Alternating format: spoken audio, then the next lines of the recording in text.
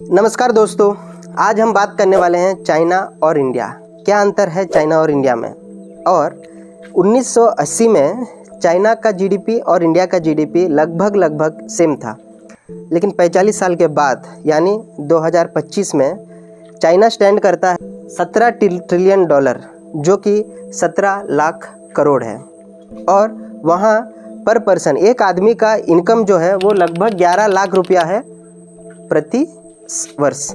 लेकिन इंडिया में आज हम खड़े हैं 3.5 ट्रिलियन डॉलर का जीडीपी में, जो कि मतलब 3.5 लाख करोड़ का वैल्यू बनता है।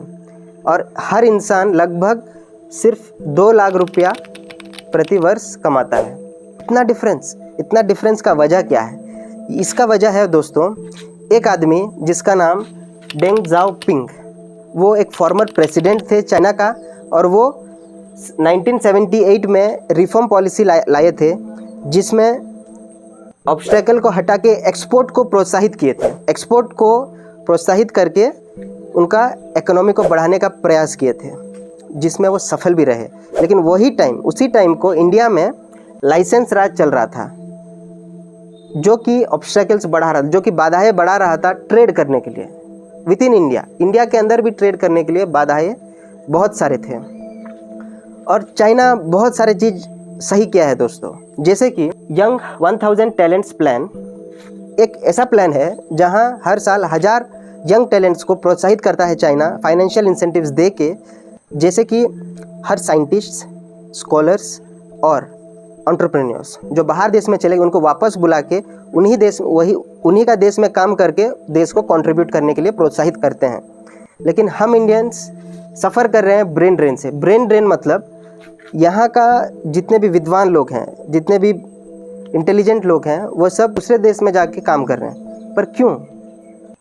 क्या वो दूसरे देश जाके बड़े बड़े कंपनियों, गूगल का, माइक्रोसॉफ्ट का, एडोबी का, बड़े बड़े कंपनीज का सीईओ बन पा रहे हैं? तो यहाँ क्यों वो चीज़ नहीं कर पा रहे हैं? यहाँ क्यों वो मल्टीनेशनल कंपनी आ रहा है? क्या सिर्फ 2-3 गिने चुने कंपनीज ही हैं जो कि मल्टीनेशनल हैं? तो इतना सारा टैलेंट बाहर क्यों चले जा रहा है?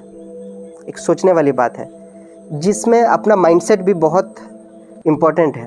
हम इंडियंस जो आदमी कमाता है उसको एक चोर के नज़रिए से देखते हैं, एक क्रिमिनल के नज़र से देखते हैं, जो कि गलत है। ठीक है। उसके बाद चाइना और क्या सही किया है बोलने से, चाइना का अपना सोशल मीडिया है, खुद का सोशल मीडिया, खुद का एआई मॉडल्स, और खुद अपना मशीन्स बनाता है, खुद अपना डिफेंस सिस्टम बनाता है। लेकिन इंडियन हम जो हैं भारतीय, हर चीज़, हर सोशल मीडिया, फेसबुक से लेके, व्हाट्सएप से लेके, गूगल से लेके, एक्स, जो भी आप पकड़ लो, इंडिजीनियसली कोई सोशल मीडिया ऐप ही नहीं है। जो भी है सब बाहर विदेशों का है, उसी को हम यूज़ कर रहे हैं। और एक ना एक दिन वो जैसा बोलेगा हमको वैसा ही करना पड़ेगा। वो जो प्रोपेगेंडा सोशल मीडिया में चलाएगा उसी को हम सच मानेंगे। एक बहुत बड़ा रिस्क है दोस्तों। उसके बाद चाइना सिंगल विंडो क्लियरेंस को एडॉप्ट किया है अपना बिजनेसेस को प्रोत्साहित करने के लिए। मतलब एक साइन, एक परमिशन से वो अपना बिजनेस स्टार्ट कर सकता है। लेकिन इंडिया में आपको 100 ऑफिसेस घूमना पड़ेगा, फिर भी 100 तो परमिशन लेने के बाद भी सामने से कोई आएगा और आपको धमकाएगा तो आप चिंतित में ही रहोगे, आप दम से उस क्वेश्चन नहीं कर पाओगे। ये हाल है अपना इंडिया का। फिर चाइना देखिए इतना डेयरिंग स्टेप लेता है, जैसे कि प्राइवेट एजुकेशनल ट्यूशन्स को बैन कर दिया है। मतलब लिटरली 2021 में प्राइवेट एजुकेशनल ट्यूशन्स को बैन कर दिया है। लेकिन इंडिया में पॉलिटिशियंस ही एजुकेशनल सिस्टम को चलाते हैं, पॉलिटिशियंस ही एजुकेशनल इंस्टीट्यूट्स को चलाते हैं। मैं ये समझ नहीं पाता हूँ कि पॉलिटिशियंस को एजुकेशन के साथ क्या लेन देन। सोचने वाली बात है भाई।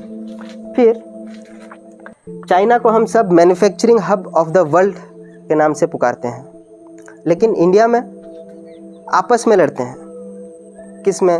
कास्ट के बेस में, लैंग्वेज के बेस में। अपन एक दूसरे का स्टेट ही लड़ते रहते हैं। वही मैं समझ नहीं पाता हूँ। बंगाली उड़ीसा से नहीं पढ़ता है, उड़ीसा वाला आंध्रा से नहीं पढ़ता, आंध्रा वाला गुजराती से नहीं पढ़ता है। ये क्या है? हम ये भूल जा रहे हैं कि हम सब भारतीय हैं। हम सब मिलकर कंट्रीब्यूट करेंगे तभी देश आगे बढ़ेगा, हाँ कि नहीं? ये सब तो चाइना का सही सही बात बोल दिया हूँ, लेकिन अभी चाइना एक मुश्किल दौर से गुजर रहा है दोस्तों। जैसे कि कोरोना के बाद अभी 2-3 साल जो हुआ है, अभी जिनपिंग जो है इनको उनका पोजीशन से हटाने का सोच रहे हैं। जैसे कि अभी हाल ही 20 दिनों से, बीते हुए 20 दिनों से वो दिखाई नहीं दे रहे हैं कहीं भी।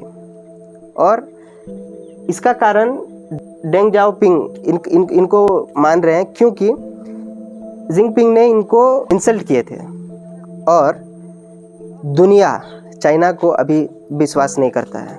लेकिन यही भारत का एक एडवांटेज है, जो कि हम इमर्ज हो रहे हैं, हम उभर रहे हैं विश्व गुरु के तरह।